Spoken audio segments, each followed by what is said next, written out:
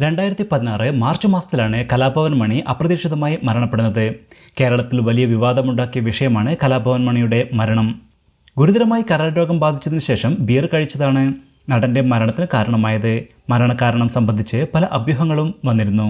പോസ്റ്റ്മോർട്ടത്തിൽ ശരീരത്തിൽ വിഷാംശം കണ്ടെത്തിയതാണ് സംശയങ്ങൾക്ക് കാരണമായത്.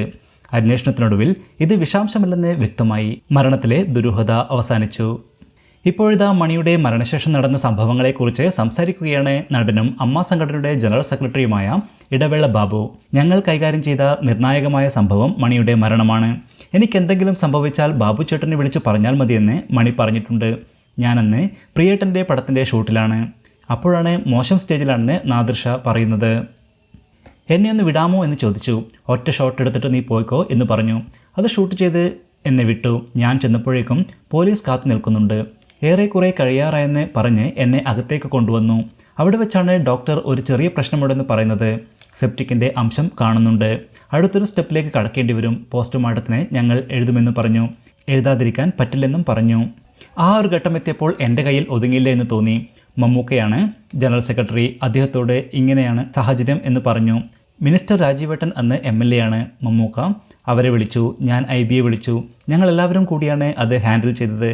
അന്ന് ബുദ്ധിപരമായി ഹാൻഡിൽ ചെയ്തില്ലായിരുന്നെങ്കിൽ പിന്നിൽ നിന്ന എല്ലാവരും ദുഃഖിക്കും. അന്ന് രമേശ് ചെന്നിത്തലയായിരുന്നു ആഭ്യന്തരമന്ത്രി. അദ്ദേഹം DGPയുമായി ആലോചിച്ചു. വലിയ പോസ്റ്റ്മോർട്ടത്തിലേക്ക് പോകണം. 4 സർജന്മാരുള്ള പോസ്റ്റ്മോർട്ടം. അന്ന് ജഗദീഷിൻ്റെ ഭാര്യ ഫോറൻസിക് സർജനാണ്. എൻ്റെ അമ്മാവനും ഫോറൻസിക് സർജനാണ്. അമ്മാവൻ്റെ സ്റ്റുഡൻ്റാണ് രമചേച്ചി. ജഗദീഷ് ഏട്ടനേക്കാൾ അടുപ്പം രമചേച്ചിയുമായുണ്ട്. ഞാൻ രമചേച്ചിയെ വിളിച്ചു. തൃശ്ശൂരോ ആലപ്പുഴയോ വെച്ച് ചെയ്യാൻ പറ്റൂ എന്ന് പറഞ്ഞു. അങ്ങനെ തൃശ്ശൂർ സെലക്ട് ചെയ്തു. തൃശ്ശൂരിലേക്ക് കൊണ്ടുപോയി. രാത്രി മുഴുവൻ ആശുപത്രിയിൽ കാവലിരുന്നു. മോർച്ചറിയിൽ കിടത്താൻ പറ്റാത്തത് കാരണം ജനറേറ്റർ കൊണ്ടുവന്ന് ഫിറ്റ് ചെയ്ത് ആംബുലൻസ് തന്നെ മൃതദേഹം വെച്ചു.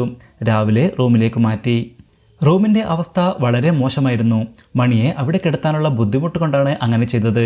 രാവിലെ പോസ്റ്റ്മോർട്ടം ചെയ്തു. ആ തീരുമാനം അന്നെടുത്തില്ലായിരുന്നെങ്കിൽ നമ്മൾ പെട്ടുപോയനെ.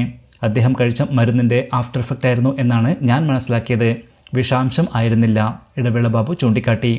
കലാഭവൻ മണിക്ക് സ്വയം തൻ്റെ വലിപ്പം മനസ്സിലാക്കാൻ കഴിഞ്ഞില്ലെന്നും ഇടവേള ബാബു അഭിപ്രായപ്പെട്ടു.